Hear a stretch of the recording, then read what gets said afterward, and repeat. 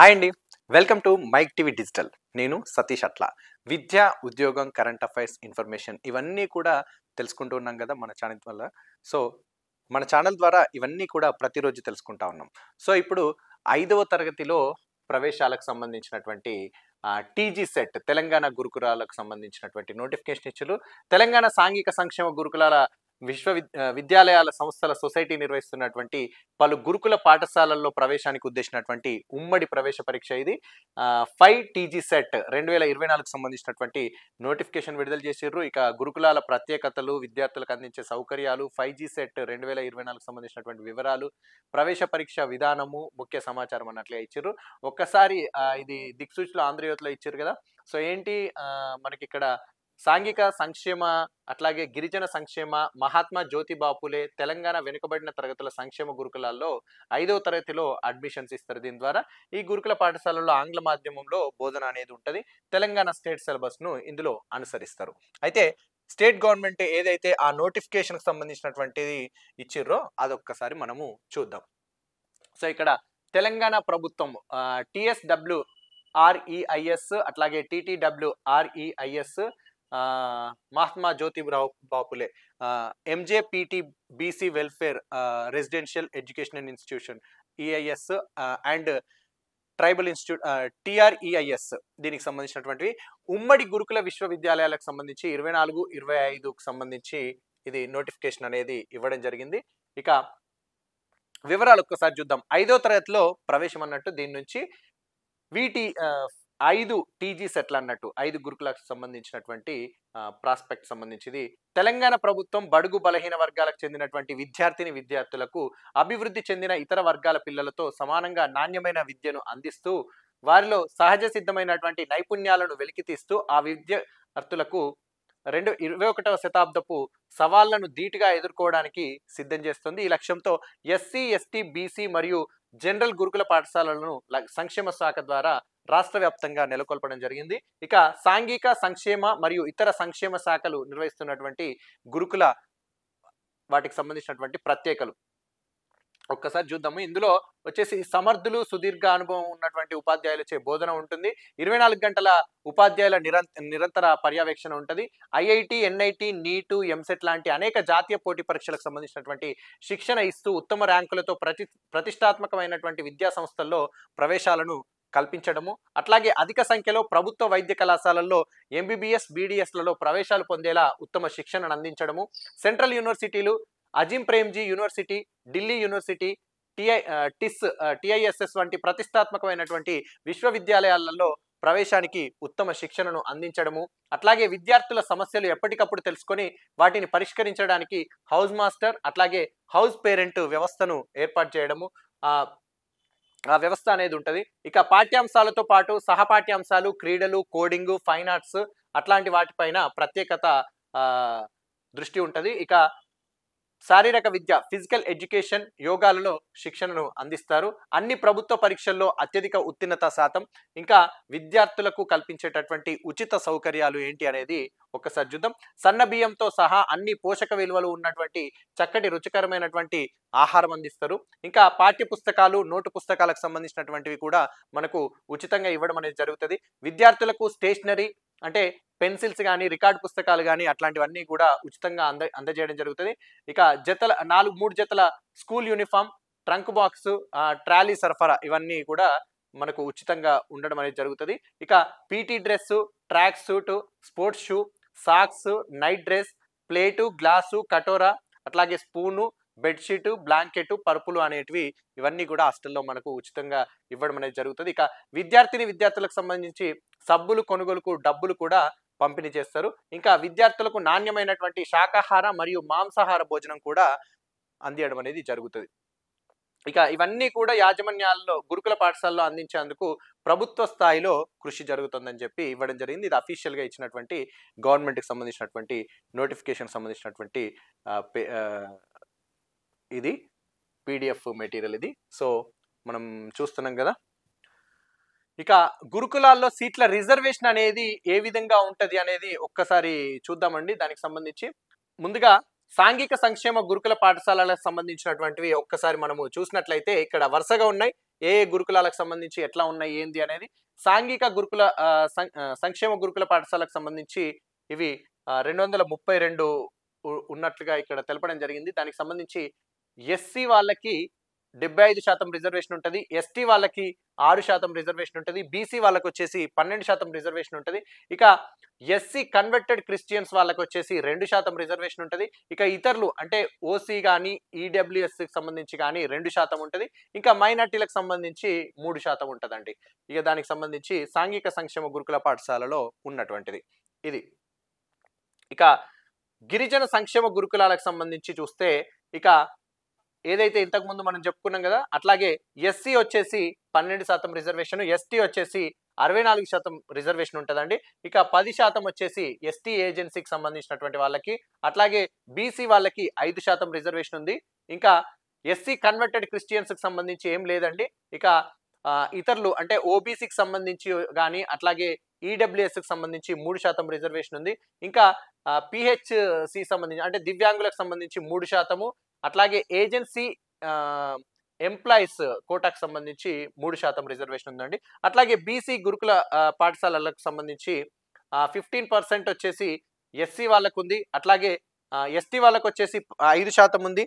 ఇంకా ఏబిసిడిఈఎంబిసి ఇట్లా మొత్తంగా వచ్చేసి 75% బీసీ వాళ్ళకి కేటాయించడం అనేది జరిగింది. అంటే బీసీఏ వాళ్ళకి వచ్చేసి 15%, బీసీబీ వాళ్ళకి 25%, బీసీసీ వాళ్ళకి 3%, బీసీడి వాళ్ళకి 17%, బీసీఈ వాళ్ళకు 10%, ఎంబీసీ వాళ్ళకి 5%, ఓవరాల్ గా 75% ఇక్కడ బీసీ గురుకుల పాఠశాలల్లో కేటాయించడం అనేది జరిగింది. ఇక ఇతరులకు వచ్చేసి 2% అండి. ఇతరులు అంటే ఓసీకి సంబంధించిన వాళ్ళు కానీ, అట్లాగే ఈడబ్ల్యూఎస్ కి సంబంధించి, ఇంకా అనాథలకు ఆర్ఫన్స్ కి సంబంధించి 3% రిజర్వేషన్ ఇచ్చారండి.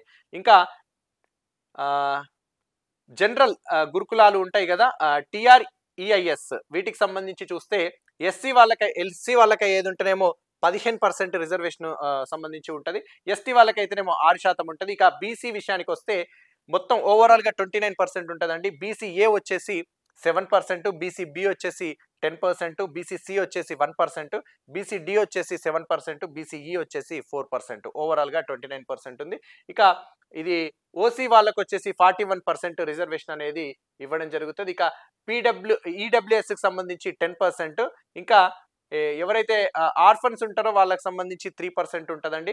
ఇంకా మిగతాకి సంబంధించి ఫిజికల్లీ హ్యాండిక్యాప్డ్ వాళ్ళకి 3%, అట్లాగే మాజీ సైనికోద్యోగులకు సంబంధించి ఇందులో 3% అనేది రిజర్వేషన్ ద్వారా ఇవ్వడం అనేది జరుగుతుంది. ఇందులో ప్రవేశానికి సంబంధించి గురుకులాల్లో 5వ తరగతిలో ప్రవేశానికి సంబంధించినటువంటి సమాచారం అనేది ఒక్కసారి చూద్దాం. తెలంగాణ రాష్ట్రంలోని వివిధ గురుకుల విద్యాలయాల సంస్థలచే నడపబడుచున్నటువంటి 638 గురుకుల పాఠశాలల్లో 5వ తరగతి ఇంగ్లీష్ మీడియంకి సంబంధించి తెలంగాణ స్టేట్ సిలబస్ తో ప్రవేశానికి దరఖాస్తులను ఆహ్వానిస్తున్నారు. ప్రవేశ పరీక్ష తేదీ వచ్చేసి ఫిబ్రవరి 11వ తారీఖు ఉంటుంది. ఉదయం 11 గంటలకి, మధ్యాహ్నం 1 గంట వరకు. రాష్ట్ర వ్యాప్తంగా నిర్ణయించబడినటువంటి జిల్లా కేంద్రాల్లో, పరిసర ప్రాంతాలలో ఈ ఎగ్జామ్ అనేది నిర్వహించడం జరుగుతుంది. ఇక అర్హతలు వచ్చేసి వయసు రీత్యా ఓసీ సంబంధించిన, అట్లాగే బీసీకి సంబంధించినటువంటి సామాజిక వర్గాలకు సంబంధించినటువంటి వారు సెప్టెంబర్ 1, 2013 నుండి ఆగస్టు 31, 2015 లోపల పుట్టిన వాళ్ళై ఉండాలి. అంటే 9 సంవత్సరాలు నిండి ఉండవలను, కానీ 11 సంవత్సరాలు నిండకుండా ఉండాలి. 9 సంవత్సరాలు నిండి ఉండాలి, 11 సంవత్సరాలు దాటకుండా ఉండాలి. ఇక ఎస్సీ సామాజిక వర్గానికి మరియు ఎస్టీ సామాజిక వర్గానికి చెందిన వాళ్ళు సెప్టెంబర్ 1, 2011 నుండి ఆగస్టు 31, 2015 లోపల పుట్టిన వాళ్ళై ఉండాలి. అంటే 9 సంవత్సరాలు నిండి ఉండాలి, కానీ 13 సంవత్సరాలు నిండకుండా ఉండాలి. ఇక ఎస్సీ కన్వర్టెడ్ క్రిస్టియన్కి సంబంధించి బీసీసీ విద్యార్థులు అయితే సెప్టెంబర్ 1, 2011 నుండి ఆగస్టు 31, 2015 వరకు ఈ మధ్యన జన్మించిన వారై ఉండాలి. సాంఘిక సంక్షేమ గురుకుల పాఠశాలలకు వీరు అర్హులు. అట్లాగే సంవత్సర ఆదాయం వచ్చేసి రూరల్ వారికి సంబంధించి 1,50,000 వరకు ఉండొచ్చు. అర్బన్ వారికి సంబంధించి 2 లక్షల రూపాయల వరకు వార్షిక ఆదాయం లోపు ఉండాల్సి ఉంటుంది. ఇక 2023-24 విద్యా సంవత్సరంలో 4వ తరగతి చదువుతున్నటువంటి విద్యార్థులు మాత్రమే దరఖాస్తు చేసుకోవడానికి అర్హులు. విద్యార్థులు ఈ సంవత్సరం 4వ తరగతి చదువుతున్నట్టుగా ధృవీకరణ పత్రాన్ని అనగా అంటే బోనఫైడ్ స్టడీ సర్టిఫికేట్ అనేది అప్లోడ్ చేయవలసి ఉంటుంది ఆన్లైన్లో. ఇక పాఠశాలలలో ప్రవేశం అనేది ఎట్లా ఉంటుందంటే విద్యార్థుల ఎంపికకు పాత జిల్లా ఒక యూనిట్గా పరిగణించబడుతుంది.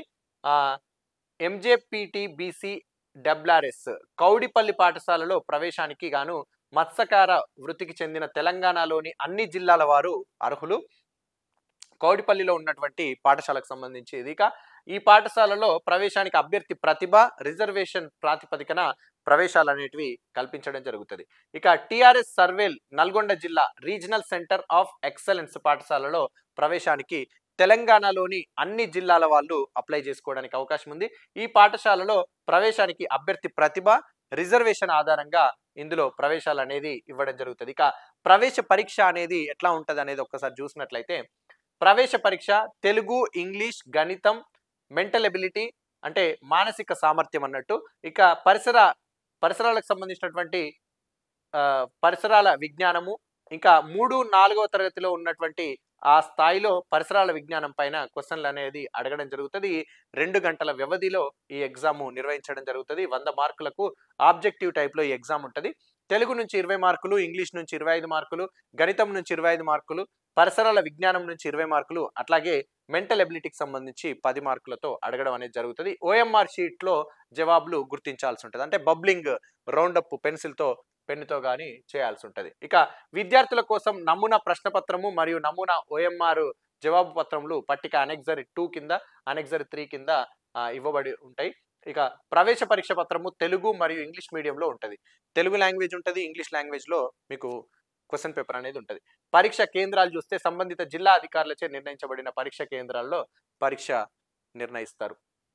పాఠశాలల్లో ప్రవేశానికి అనేది ఎంపిక ఎట్లా చేస్తారనేది చూస్తే ప్రవేశ పరీక్షలో ప్రతిభ మెరిట్ లిస్ట్ ఆధారంగా, అట్లాగే రిజర్వేషన్ ప్రకారంగా ఆయా సంస్థల నియమాల ప్రకారంగా ఎంపిక చేయడం జరుగుతుంది. అట్లాగే స్థానికత లోకల్ ప్రియారిటీని బట్టి, ఇంకా ప్రత్యేక కేటగిరీకి సంబంధించి లైక్ మైనార్టీలు కానీ, అనాథ బాలబాలికలు కానీ, సైనికోద్యోగుల పిల్లలు కానీ, ఇంకా ఏజెన్సీ ప్రాంతాలకు చెందినటువంటి వాళ్ళు కానీ, గిరిజన విద్యార్థులు, ఏజెన్సీ ప్రాంతాలలో పనిచేసే ఉద్యోగస్తుల పిల్లలు, ఇట్లాంటివన్నీ కూడా ప్రత్యేక కేటగిరీ కిందకి వస్తాయి. ఇక విద్యార్థుల ఎంపికలో సమానమైనటువంటి మార్కులు ఒకరికంటే ఎక్కువ మందికి వచ్చినప్పుడు పుట్టిన తేదీ, గణితంలో మార్కులు, పరిసరాల విజ్ఞానంలో పొందినటువంటి మార్కులను ఒకటి తర్వాత ఒకటి వరుసగా పరిగణలోకి తీసుకొని ర్యాంక్ అనేది నిర్ధారించడం జరుగుతుంది.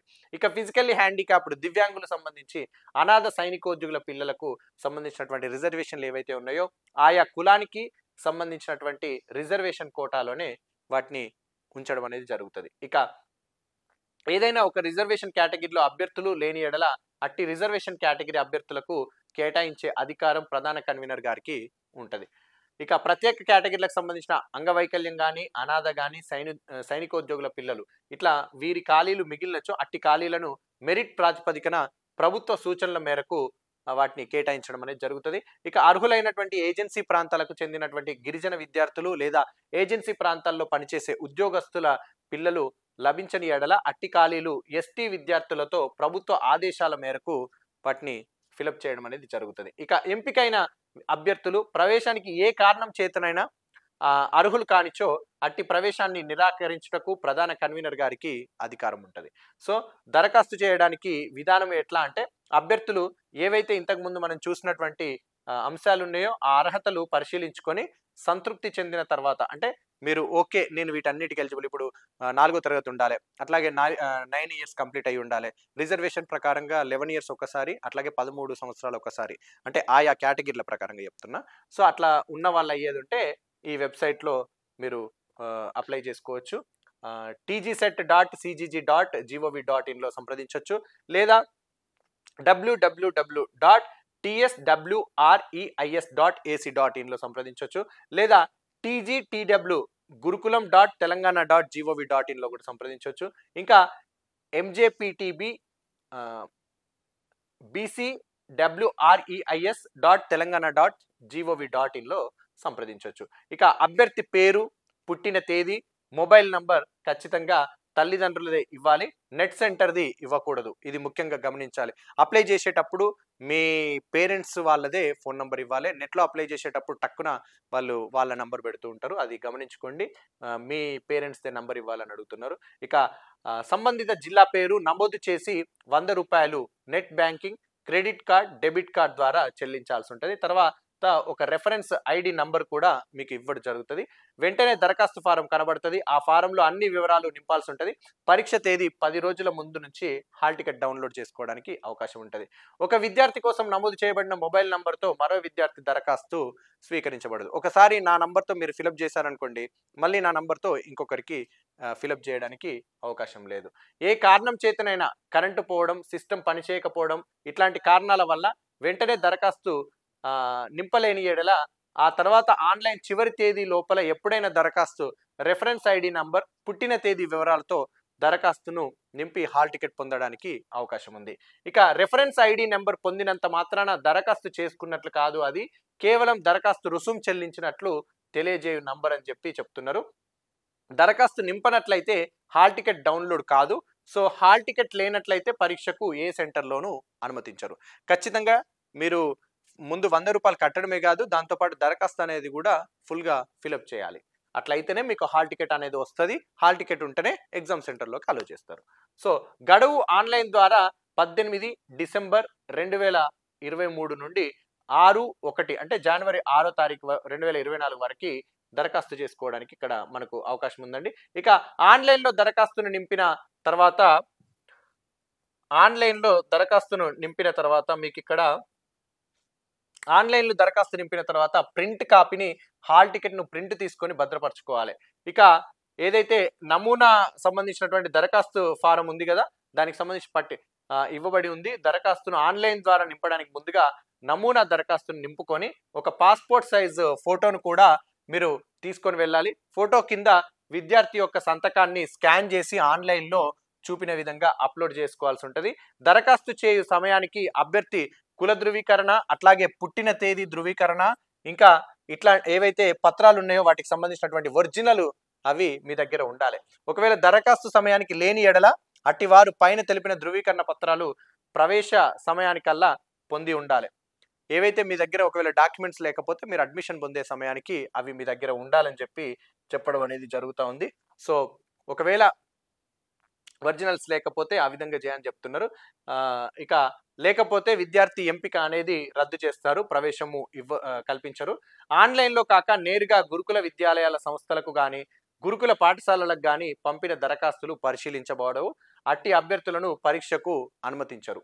సో ఇవి ఖచ్చితంగా మీరు ఆన్లైన్లో మాత్రమే అప్లై చేసుకోవాలి.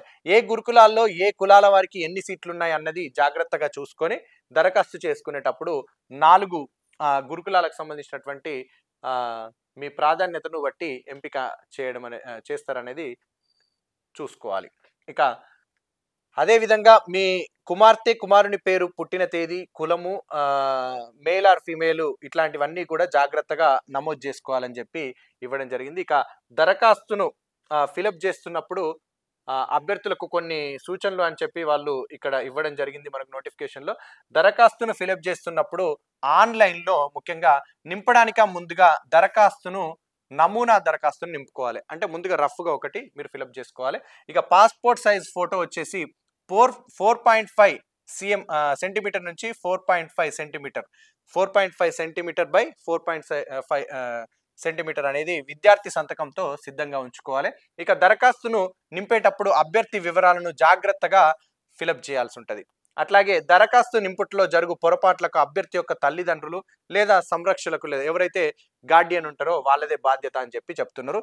ఇక ఏవైతే గురుకులాలు ఉన్నాయో ముఖ్యంగా బీసీ గురుకులాలు కానీ, జ్యోతిరావులకు సంబంధించినటువంటి కానీ, లేకపోతే ట్రైబల్ కానీ ఇట్లాంటి ఏవైతే సోషల్ వెల్ఫేర్కి సంబంధించినటువంటి ఇవన్నీ కూడా CGGకి సంబంధించిన ఎటువంటి బాధ్యత వహించదు. సో దరఖాస్తు ఫిలప్ చేసేటప్పుడు ఈ గురుకులాలకు కానీ ప్రభుత్వానికి కానీ ఎట్లాంటి సంబంధం ఉండదు. సో కాబట్టి ఫిలప్ చేసేటప్పుడు పేరెంట్స్, గార్డియన్ ఎవరైతే ఉన్నారో వాళ్ళు ఖచ్చితంగా చాలా జాగ్రత్తగా ఫిలప్ చేయాలి. ఇక తదుపరి ఏ విధమైనటువంటి మార్పులు అనేది చేయడం అనేది ఉండదు. ఒక్కసారి ఫిలప్ చేసిన తర్వాత మీకు ఎట్లాంటి మార్పులు అనేది చేయడం జరగదు. సో హాల్ టికెట్ తీసుకోవాలి, ఎగ్జామ్కి వెళ్ళాలి, మీకు సంబంధించినటువంటి డాక్యుమెంట్స్ మీరు ఎప్పుడైతే సీట్ పొందుతారో అప్పుడైతే మీ దగ్గర ప్రతిదీ ఉండాలి. లైక్ స్టడీ సర్టిఫికేట్ కావచ్చు, కులానికి సంబంధించినటువంటిది కావచ్చు, ఇన్కమ్కి సంబంధించి కానీ, లోకల్కి సంబంధించి కానీ. సో అట్లా ఒకసారి దరఖాస్తు ఆన్లైన్లో అప్లోడ్ చేసిన తర్వాత ఎలాంటి మార్పులకు అవకాశం లేదు. కావున దరఖాస్తు అప్లోడ్ చేయటకు ముందు అన్ని వివరములు సరిచూసుకోవాలి. ప్రవేశ పరీక్షకు హాజరైనంత మాత్రాన ప్రవేశమునకు అర్హులు కారు. అంటే మీరు ఎగ్జామ్ రాసినంత మాత్రాన మీకు సీట్ వచ్చినట్టు కాదు. ఫోన్ నంబర్ ఖచ్చితంగా తల్లిదండ్రులలో ఒకరిది ఇవ్వాలి, నెట్ సెంటర్ది ఇవ్వకూడదు. ఇవి ముఖ్యమైన విషయం, గుర్తుపెట్టుకోవాలి. ఇక జిల్లా పట్టిక అనెక్సరీ 5లో ఇవ్వబడింది. దాని ప్రకారమే పరీక్ష కేంద్రాలు అనేది మీకు ఇవ్వడం జరుగుతుంది. ఇక ముఖ్యమైనటువంటి సమాచారంగా ఉన్నాయి ఇక్కడ, వాటికి సంబంధించి ఒక్కసారి చూద్దాం. దానికి సంబంధించి ఏ సమయంలోనైనా అడ్మిషన్ ప్రక్రియలో భాగంగా అవసరమైన మార్పులు చేయుటకు, రద్దు చేయుటకు సంపూర్ణ అధికారము ప్రధాన కన్వీనర్కి ఉంటుంది. సో ఇది గమనించాలి. ఒక పరీక్షా కేంద్రానికి కేటాయించబడిన అభ్యర్థి వేరొక పరీక్ష కేంద్రంలో పరీక్ష రాయడానికి అనుమతించబడదు. ఒకవేళ మీకు హైదరాబాద్లో పలానా XYZ సెంటర్లో ఎగ్జామ్ ఉందనుకోండి, అక్కడికే వెళ్ళి రాయాలి. వేరే కాడికి వెళ్తా అంటే అనుమతించరు. సో హాల్ టికెట్ డౌన్లోడ్ చేసుకోవడం అనేది చేసుకున్న తర్వాత విద్యార్థి లేదా తల్లిదండ్రులు పరీక్షా కేంద్రంకు స్వయంగా పర్యవేక్షించుకొని తగిన రవాణా సౌకర్యాలు ఏర్పాటు చేసుకోవాలి. ఎవరు కూడా వేరే గవర్నమెంట్ పరంగా మీకు ఎట్లాంటి రవాణా సౌకర్యాలు కల్పించరు. ఇక పరీక్ష మొదలైన 10 నిమిషాల తర్వాత ఎట్టి పరిస్థితుల్లోనూ అభ్యర్థిని పరీక్షకు అనుమతించరు. అంటే ఇన్ టైంలో ఉండాలి. 10 నిమిషాల వరకే. 8 గంటలకు అనుకోండి, 8:10 వరకు అలో చేస్తారు, తర్వాత మిమ్మల్ని అలో చేయరు. సో ముందే ఉండాలి. పరీక్ష కేంద్రానికి అభ్యర్థి పరీక్ష ప్యాడ్, ఎగ్జామ్ ప్యాడ్ ఏదైతే ఉందో అది నీలి లేదా నలుపు రంగు బాల్ పాయింట్ పెన్ను తప్పక తీసుకొని వెళ్ళాలి. పెన్ తోటి మీరు బబుల్ చేయాల్సి ఉంటుంది. సో అది. ఇంకా ఏమైనా వివరాలు కావాల్సిన, ఏదైనా సమస్య ఎదురైనా సమీప గురుకుల పాఠశాల ప్రిన్సిపల్ను లేదా ఈ నంబర్లలో సంప్రదించవచ్చు అని చెప్పి ఇవ్వడం జరిగింది. ఈ వెబ్సైట్లలో కూడా మీరు చూసుకోవచ్చు మెయిల్ ఐడికి సంబంధించి. ఇక ఏదైతే TSWREIS సంబంధించి 1800-425-45678 సంప్రదించవచ్చు. ఇక 0402473489 దీనికి సంబంధించి ట్రైబల్కి సంబంధించి ఇక్కడ సంప్రదించవచ్చు. అట్లాగే వెల్ఫేర్ సంబంధించి 9121174434 సంబంధించి నంబర్లో సంప్రదించవచ్చు. ఇక మహాత్మా జ్యోతిరావు బాపులే దానికి సంబంధించి 0402332826 వీటిలలో మీరు ఈ నంబర్లలో సంప్రదించవచ్చు. ఇది గురుకులాలకు సంబంధించినటువంటి ఒకే ఉమ్మడి పరీక్ష అండి. రాష్ట్రంలో ఉన్నటువంటి వివిధ గురుకులాలు ఉన్నాయి కదా, వాటికి సంబంధించినటువంటి పరీక్షలలో మీరు ప్రవేశం పొందడానికి ఇది నోటిఫికేషన్. సో అందులో ఇచ్చినటువంటి ఇన్స్ట్రక్షన్ చాలా జాగ్రత్తగా పేరెంట్స్ కానీ పిల్లలు కానీ చూసుకొని ఫిలప్ చేసుకొని అప్లై చేసుకొని ప్రిపేర్ అవుతే ఈజీగా అడ్మిషన్ పొందొచ్చు. తర్వాత సంబంధించినటువంటి ఇంగ్లీష్ మీడియంలో స్టేట్ సిలబస్ సంబంధించి మీకు ఏదైతే వాళ్ళకు 10th వరకు కూడా అన్ని గవర్నమెంట్ పరంగా ఫుడ్ కానీ, అకామిడేషన్ కానీ, మెటీరియల్ కానీ, వాళ్ళకి సంబంధించినటువంటి సామాన్ కానీ ఇవన్నీ కూడా ఉచితంగా అందించడం జరుగుతుంది.